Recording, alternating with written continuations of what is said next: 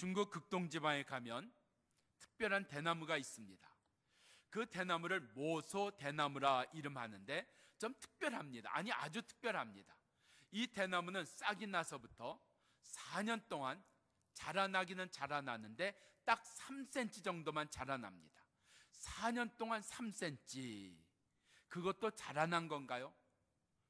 그 3cm밖에 이 대나무는 자라나지 않습니다. 그런데 이 3cm밖에 4년 동안 자라나지 않던 대나무가 5년째 되는 해에는 하루에 30cm씩 자라난다고 합니다.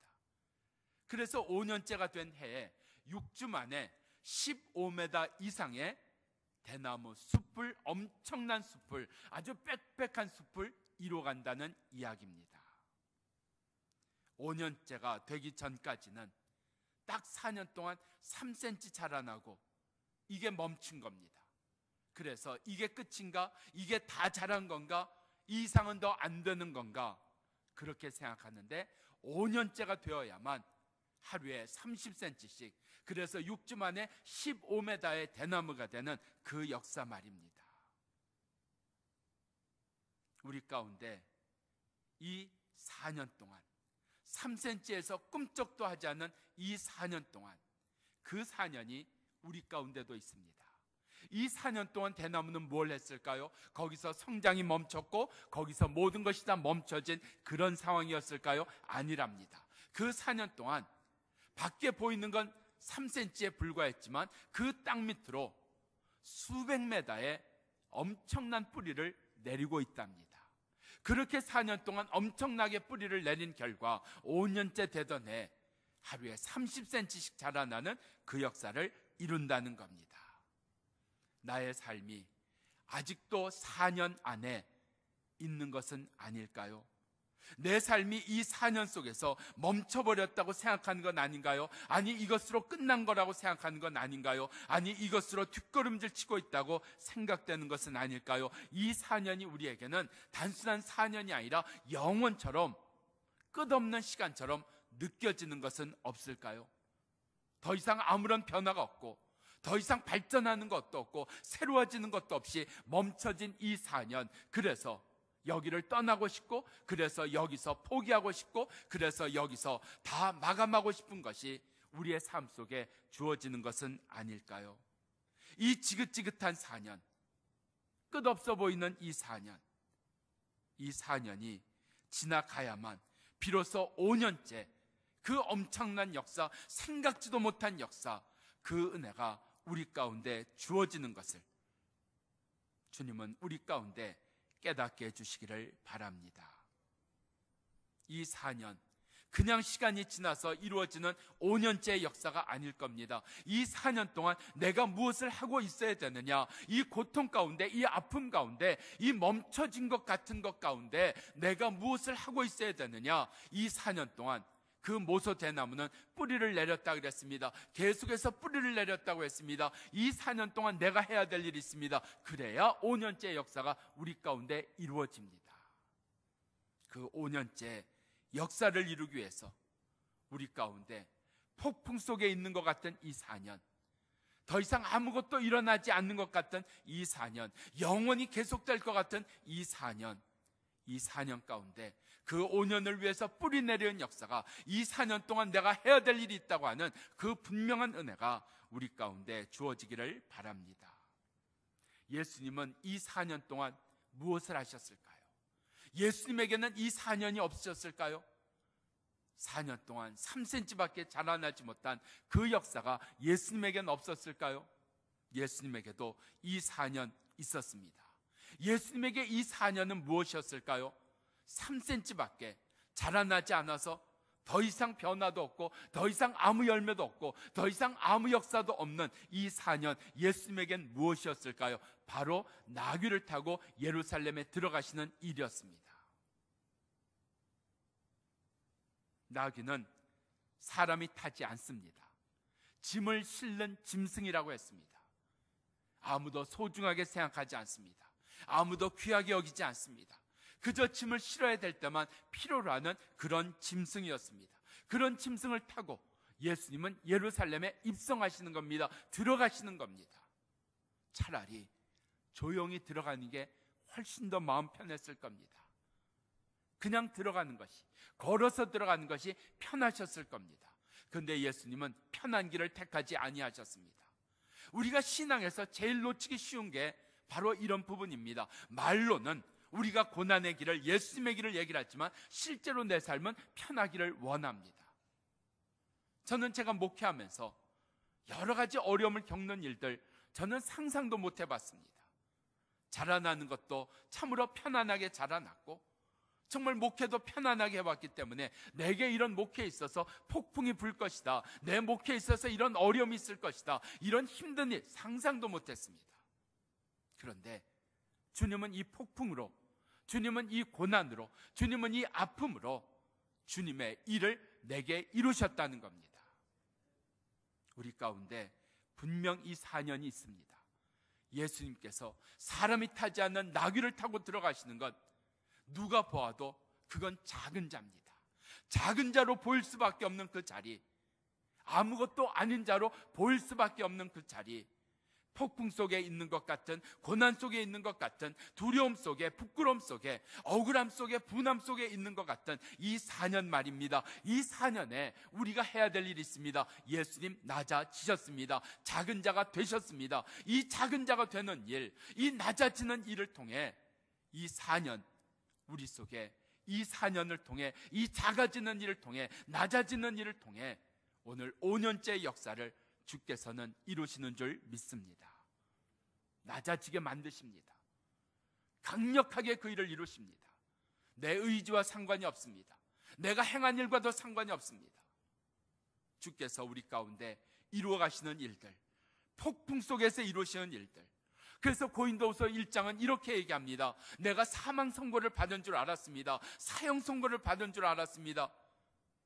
그런데 이 일을 통하여 나로 주님을 더 의지하게 만드셨습니다. 바울이 새로워지는 계기가 무엇이었나요? 바울이 그 질병으로 인해서 어려움을 겪고, 그리고 그것을 고쳐달라고 했을 때 거절당한 그 역사로 인해 바울이 달라집니다. 새로워집니다. 바울이 깊어집니다. 그 고통이 없었다면, 그 원망이 없었다면, 그 아픔이 없었다면 바울의 깊음 무엇으로 설명하겠습니까? 성령의 역사를 뭐라고 생각하십니까? 성령의 역사는 우리로 하여금 이 환난 가운데, 이 고난 가운데, 이 아픔 가운데 하나님의 말씀이 깨달아지게 하는 게 바로 성령의 역사입니다. 그래서 우리 가운데 환난도, 문제도, 아픔도 하나님은 여러 모양으로 주십니다. 때로 사람으로 인해서 주십니다. 사건으로 인해서 주십니다. 우리 가운데 실패로 인해서 주십니다. 우리 가운데 무너짐으로 인해서 주십니다. 그때마다 깊어짐이 있지 않았나요? 그때마다 달라짐이 있지 않았나요? 그때마다 내 신앙의 지경이 넓어진 것 아니었나요? 모세가 그랬습니다. 바울에게 그 일이 있었습니다. 다윗에게 그 역사가 있었습니다. 우리 가운데 하나님이 환난으로 무너지는 자가 아니라 환난으로 새로워지는 자 되는 은혜, 하나님 우리 가운데 있게 하시옵소서. 다시 한번 깨달아지기를 바랍니다. 세상에서는 모소 대나무가 3cm밖에 자라지 않는 그 4년이라고 얘기합니다. 바로 예수님에게 있어서는 나귀를 타고 예루살렘에 들어가시는 역사였습니다. 사람들이 종려나무 가지를 걷고 흔들어서 다윗의 자손이요, 다윗의 자손이요, 호산나, 우리의 메시아가 온다고 했습니다. 그게 자랑스러웠을까요? 그게 멋있었을까요? 말탄 기병들이 깃발을 흔들어야 되는 자리 아니었나요? 그래야 멋있는 것 아닙니까? 그래야 멋들어지는 것 아닙니까? 그래야 다른 사람들에게 부러움을 사는 일 아닙니까? 버스 광고에 이런 광고가 붙어 있는 것을 봤습니다. 옷을 산다는 건 좋은 일이다. 그런데 부러움을 산다는 건 더 좋은 일이다.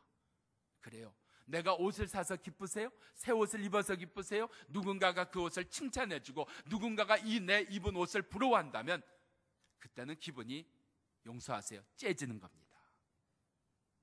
그래요. 예수님이 말을 타고 예루살렘에 들어가시는 자리, 그것도 흰 말을 타고 들어가시는 자리, 얼마나 멋있었을까요? 혹시 우리가 꿈꾸는 신앙생활이 그런 것 아니었나요? 내 마음에 꼭 드는 그런 신앙생활, 내 마음에 꼭 드는 교회.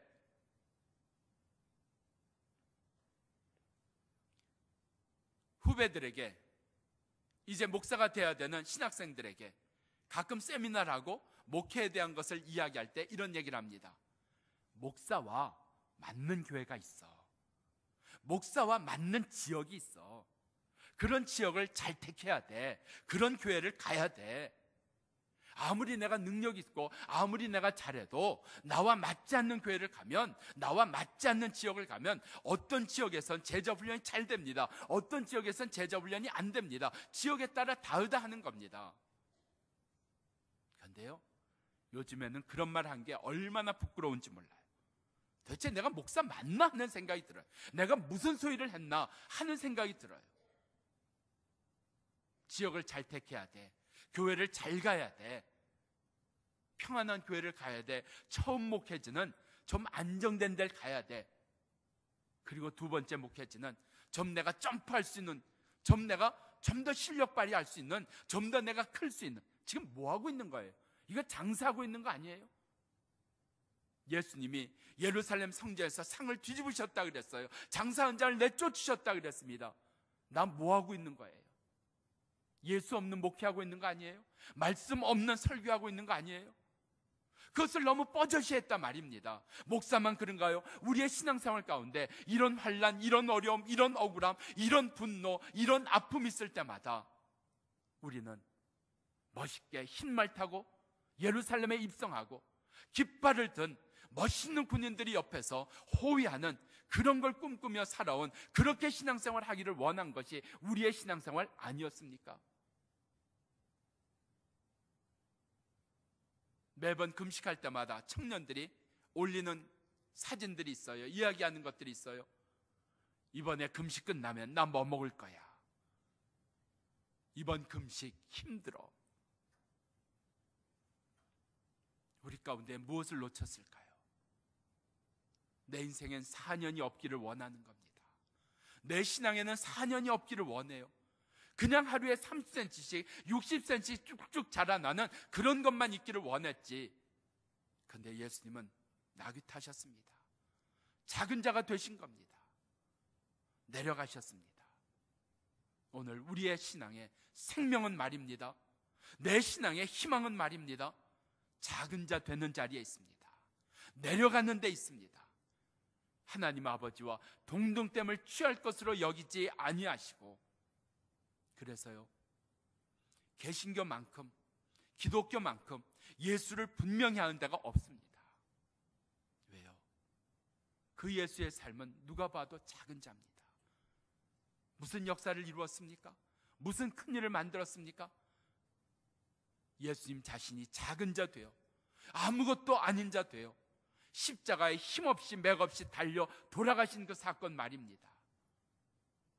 우리 가운데 오늘 이 영적인 4년이 우리 가운데 분명하기를 바랍니다. 내가 내려가야 되는 자리, 내가 작아져야 되는 자리, 오늘 예수님께서 그 자리를 통해서 우리 가운데 이루신 일을 오늘 말씀을 통해 깨닫기를 원합니다. 그래서 우리 가운데 있는 이 영적인 4년이, 이 내려감의 자리가, 이 작은 자의 자리가 결코 우리 가운데 그냥 끝나는 자리가 아니라 우리 가정과 이 시대 가운데 하나님께서 반드시 이루시는 역사가 이루어지는 일이 있음을 오늘 믿고, 이 영적인 4년에서, 이 내려감의 자리에서, 이 작은 자의 자리에서 하나님의 역사가 이루어지는 것을 깨닫는 은혜가 우리 가운데 있기를 축원합니다. 1절과 2절입니다. 예수께서 제자 둘을 보내시며 너희 맞은편 마을로 가라. 아직 아무도 타보지 않은 나귀 새끼가 매어 있는 것을 보리니 풀어 끌러 오너라. 예수님 지금 짐이 많으신가요? 짐이 너무나 많아서 나귀가 필요하셨나요? 아닙니다. 그런데 예수님은 그 나귀, 아무도 관심 갖지 않는 그 나귀를 끌고 오라 말씀하십니다. 짐이 없는데 말입니다. 짐이 있을 때 나귀가 필요한 겁니다. 짐 없는데 나귀 필요하지 않습니다. 왜요? 나귀는 사람이 타는 게 아니니까 말이죠. 짐도 없으신 예수님, 어떤 짐도 없으신 예수님이 나귀를 끌어오라 말씀하십니다. 짐이 있을 때 나귀를 찾습니다. 짐이 있을 때 나귀에 대해서 관심 갖습니다. 그런데 짐이 없음에도 불구하고 예수님은 나귀에 대해 관심 가지셨습니다. 제자들을 보내시며 끌어오라고 말씀하고 있습니다. 예수님, 작은 자에 대한 관심, 이게 바로 예수님의 마음이셨습니다.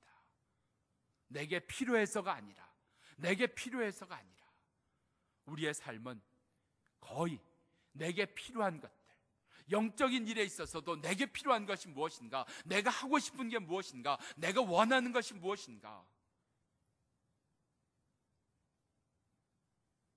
제가 우리 본교회, 옛날은 도남동교회였습니다. 도남동교회 왔을 때 이런 얘기를 많이 들었습니다. 목사님, 그래도 우리 교회에 젊은이들이 있었습니다. 똑똑한 친구들도 있었습니다. 그런데 그 친구들 다 가버렸습니다. 젊은 친구들 다 갔습니다. 간 사람이 나쁘다, 그 얘기를 하자는 게 아닙니다. 저도 마찬가지입니다. 저는 야반도주하고 싶은 마음이 없을까요? 저는 피하고 싶은 마음이 없을까요? 절하고 도망하고 싶은 마음이 없을까요? 우리 교육자들에게 그랬습니다. 가고 싶으면 언제든지 가라고요. 그걸 가지고 내가 뭐라고 안 하겠다고요. 하나님은 또 거기서도 역사를 이루실 겁니다. 그런데 언제까지 힘들면 숨겠습니까? 언제까지 힘들면 피하겠습니까? 예수님은 아무도 돌보지 않는, 아무도 필요로 하지 않는, 아무도 생각하지 않는 그 나귀 예수님은 찾으셨습니다. 바로 예수님의 마음이셨습니다. 작은 자에 대한 마음 말입니다. 작은 자에 대한 관심 말입니다. 예수님의 마음은 언제나 작은 자에게 있으셨습니다. 우리가 그냥 지나가 버린 작은 자입니다. 우리가 그냥 무시해버린 작은 자입니다. 우리가 함께하지 않은 작은 자입니다. 그런데 예수님은 내가 지나가고 내가 무시했고 내가 버린 그 작은 자를 예수님은 찾아가셨습니다. 예수님은 거기에 마음을 두셨습니다. 예수님은 그들과 함께 하셨습니다. 그것이 마태복음 25장에서 작은 자 하나에게 한 것이 바로 나에게 한 것이라고요. 그 누구도 관심 갖지 않는 병든 여자에 대하여 예수님은 그들을 고쳐주셨고 그들과 함께 하셨습니다. 예수님은 어린아이, 제자들조차도 무시하고 가라고 하는 그 어린아이들을 불러서 품에 안으시고 축복해 주셨습니다. 예수님, 바로 작은 자 되심으로 말미암아, 내려오심으로 말미암아 이 작은 자들에 대한 마음, 작은 자들과 함께하는 역사, 작은 자들 찾아가는 역사, 바로 거기서 일어났습니다. 작은 자가 될 때, 내려갈 때 비로소 작은 자가 보입니다. 비로소 작은 자와 함께할 수 있습니다. 비로소 작은 자를 찾아갈 수 있습니다. 이 폭풍 속에서, 이 환난 가운데서, 이 문제 속에서, 이 아픔 속에서 비로소 작은 자 되게 하시고 내려가게 하시고, 그리고 거기서 예수님의 마음과 동일한 마음 갖게 하시는 그 은혜가 우리 가운데 이루어지기를 바랍니다. 이번 한 주간 고난 주간입니다. 우리가 예수님을 따라가자 이야기합니다. 예수님을 따라가는 게 뭔가요? 예수님 작은 자를 찾아가셨듯이 우리 가운데도 작은 자를 찾아가야 됩니다. 금식했다는 게 중요한 것이 아니라, 밥을 굶었다는 게 중요한 것이 아니라, 금식하는 동안 깨달은 게 무엇이냐, 금식하면서 내가 한 일이 무엇이냐, 그게 있어야 금식 아니겠습니까? 그래서 이사야는 우리에게 이야기합니다. 너의 금식은 흉악의 줄을 끊어주는 것이, 압제의 멍에를 끊어주는 것이 너의 금식이 되어야 된다 말씀하고 있습니다. 밥을 굶는 게 금식이 아닙니다. 밥을 안 먹은 게 금식이 아닙니다. 내가 누군가의 그 아픔 가운데, 누군가의 그 서러움 가운데, 누군가의 힘든 것 가운데 함께 해줄 수 있어야, 도와줄 수 있어야, 섬겨줄 수 있어야 금식입니다. 바로 그 금식이 이 고난주간 가운데 우리에게 이루어지기를 바랍니다. 2절에 보면 예수님은 제자들에게 나귀에 매어 있는 것을 풀어 끌고 오라고 말씀하십니다. 우리 언제나 제자로 부름받은 사람입니다. 완성은 되지 못했지만 제자로 부름받은 사람입니다. 목사도 제자가 되라고, 집사도 제자가 되라고, 나도 제자가 되라고 우리 모두를 부르셨습니다. 이 제자들에게 예수님 무엇을 말씀하셨어요? 건너편 마을로 가서 매어 있는 나귀를 풀어오너라. 제자에게 주신 말씀이 뭐예요? 매어 있는 것을 풀라는 말씀입니다. 우리 가운데 매인 것 있습니다. 묶어 놓은 것 있습니다. 자녀를 묶어 놓은 것이 있습니다. 사람을 매어 놓은 것이 있습니다. 꼼짝 못하게 한 것이 있습니다. 그 묶인 것을, 그 매인 것을 푸는 것, 그것이 바로 제자임을 우리에게 말씀하고 계신 겁니다. 이번 한 주간 부활주일을 앞두고 우리 가운데 살아야 될 삶이 있습니다. 주님, 나로 풀게 하시옵소서. 잘 보세요. 제자들이 나귀에 묶여있는 것을 풀었습니다. 나귀가 두 발 들고 할렐루야 하겠습니까? 고맙다고 인사하겠습니까? 그런 거 없습니다. 자기가 풀어진 줄조차도 모를 수가 있습니다. 그게 중요하지 않습니다. 중요한 거는 우리는 묶인 것을 푸는 자라는 겁니다. 그 일을 위해서 우리를 부르셨다는 겁니다. 그 일을 위해서 우리를 훈련시키고 연습시키시고 우리를 이 활력 가운데 연단하신다는 이야기입니다. 나 잊고 산 것 아닙니까?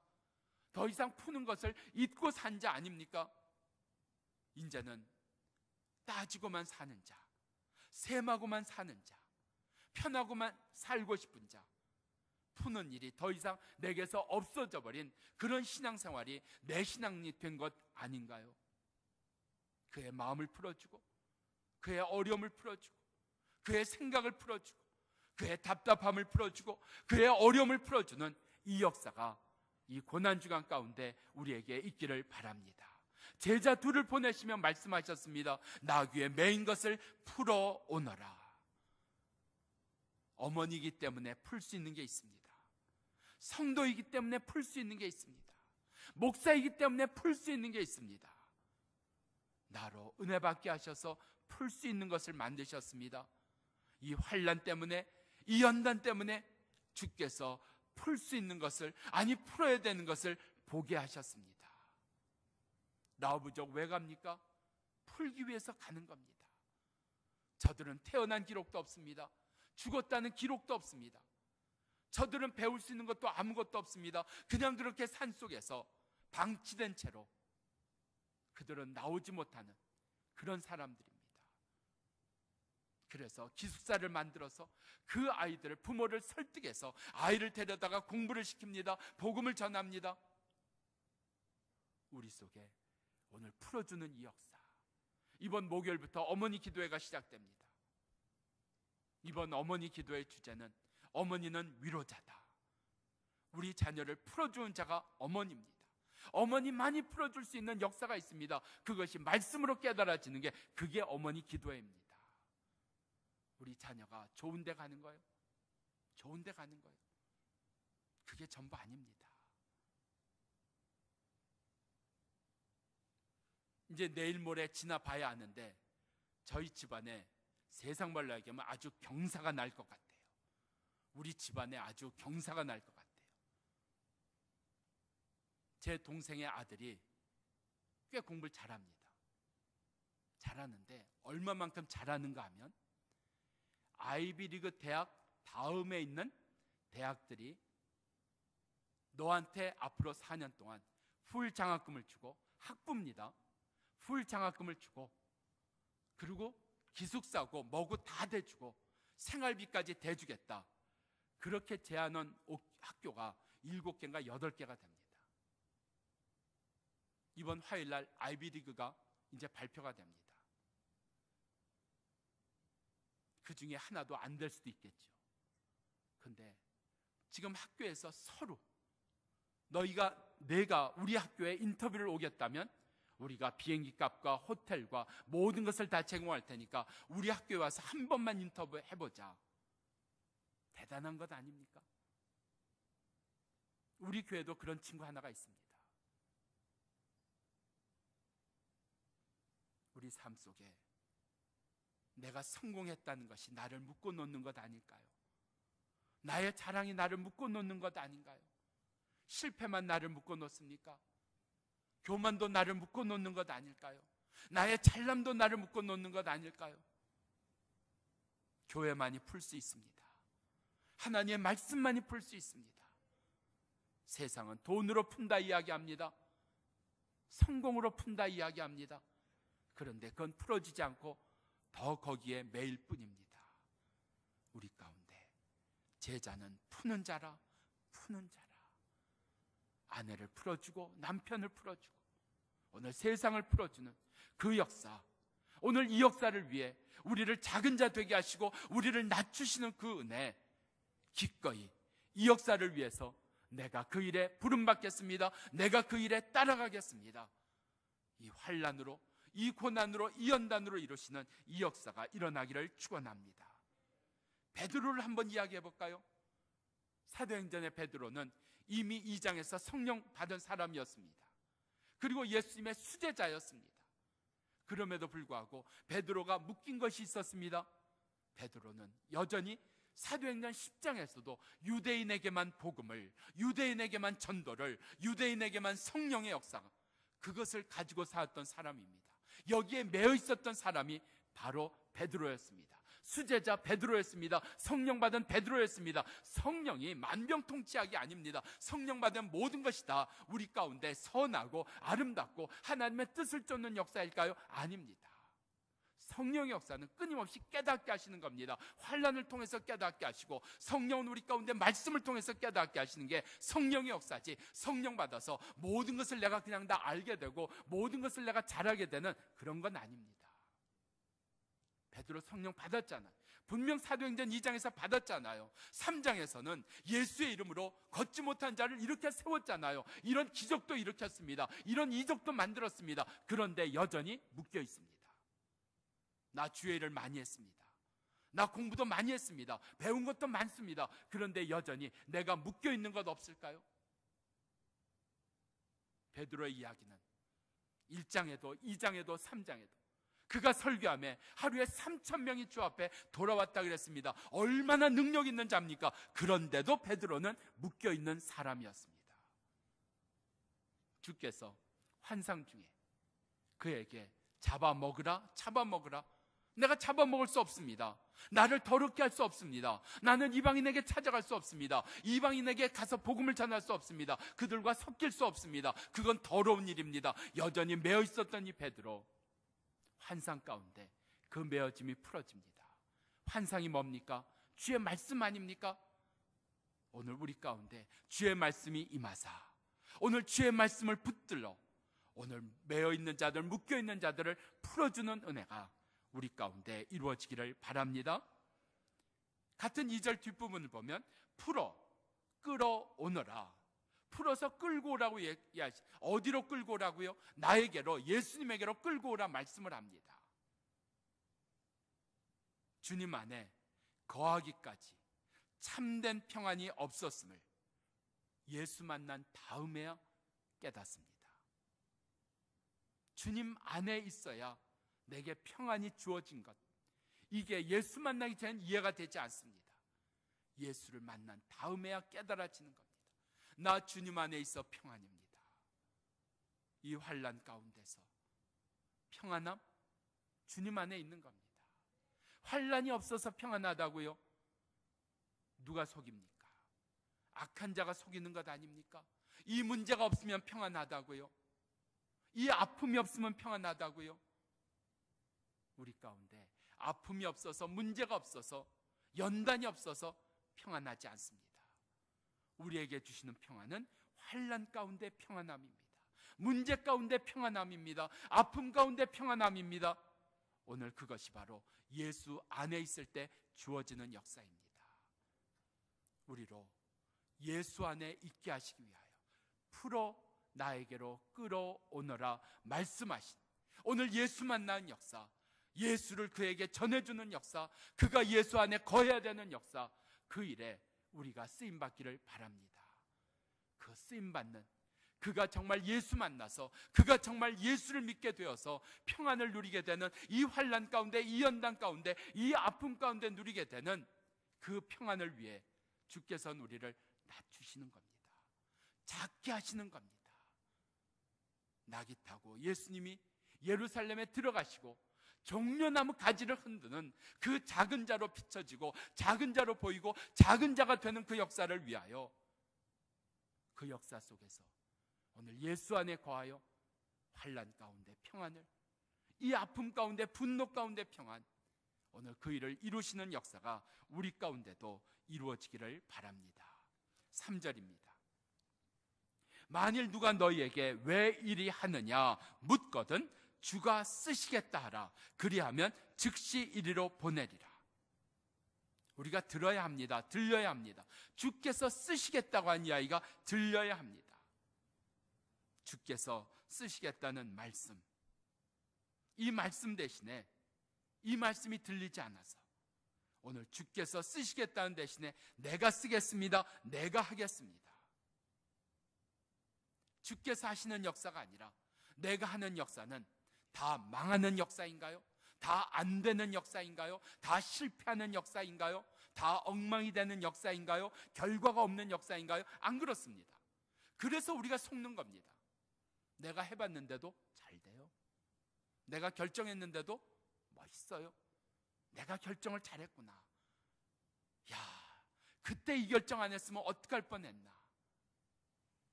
내가 해도 괜찮습니다. 내가 해도 부자 될 수 있습니다.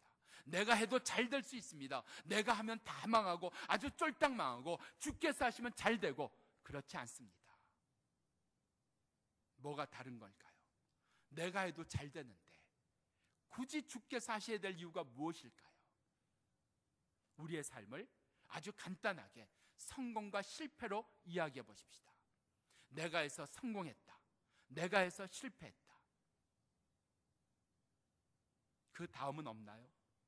성공한 다음에 살아야 될 삶은 없나요? 실패한 다음에 살아야 될 삶은 없나요? 내가 하면요, 성공 거기까지입니다.